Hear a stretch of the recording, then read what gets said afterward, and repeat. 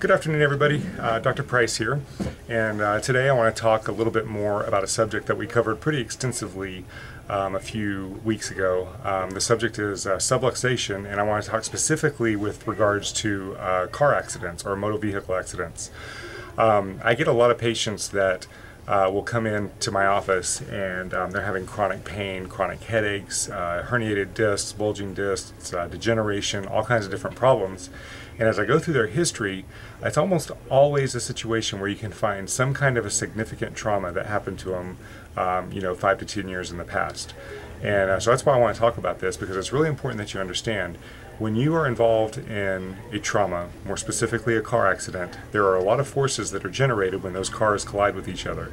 And when that happens, your body absorbs that force because your body is a lot less resistant to a force than the car itself is. Your body is obviously much smaller and much lighter. The body itself has a mechanism to overcome pain. If you remember what we talked about previously when we were talking about subluxations, there's only a small percentage of the nerves that actually feel pain, that are actually there for sensory function. It's maybe 5 to 10%, maybe 15 in some people. And so what happens is your body overcomes these pain sensations that can occur in a car accident, and you go on with life thinking things are normal. But you actually may have a subclinical malfunction. In other words, instead of being able to turn your head all the way to the right, you can only turn it here, and then you have to use your shoulders, or you can't bend over and pick things up like you used to be able to do, so you compensate with different things. These little things that we start losing these functions.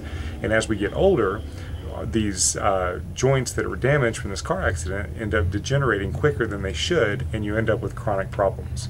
So why am I saying this? Well, it's very important if you are involved in a car accident, or if anybody you know is involved in a car accident, no matter how minor you think it is, it's very important that you get checked out. Now, when I say get checked out, I don't mean go to your medical doctor or go to the emergency room, because they're looking for problems such as breaks, fractures, organ damage, different things like that from the actual trauma.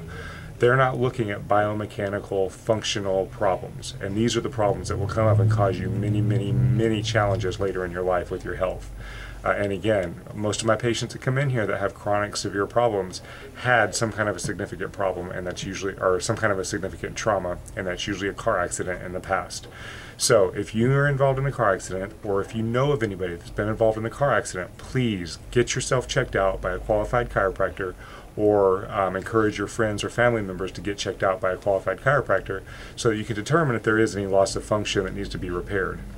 The body will heal itself, but if you're not checked out and if these subluxations are not cleared, you will heal improperly and have chronic problems down the road.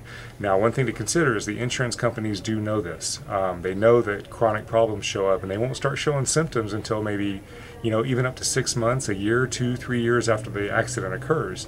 So they're going to encourage you to settle these cases as quick as possible, because they don't want to be liable for those long-term problems. So you got to get this stuff taken care of as soon as it happens. The sooner you fix it, the better you'll heal, the more appropriately your body will heal, and the better you'll function. So if you have any questions about this, please let me know. And also remember, we're trying to reach a membership of 1,000 members by January 31st. So far it's going really well. I appreciate everybody's help with that so far. Please forward these emails on to anybody that you know, and encourage them to come to the blog and click over to the right where it says click to subscribe and join our community. Also, please feel free to comment on this blog. And my hope for you is this with this blog: if you work on yourself more than anything else, then you can do anything. Let's take control of our health now before our health controls us. Okay? Have a great day. We'll see you tomorrow. Bye.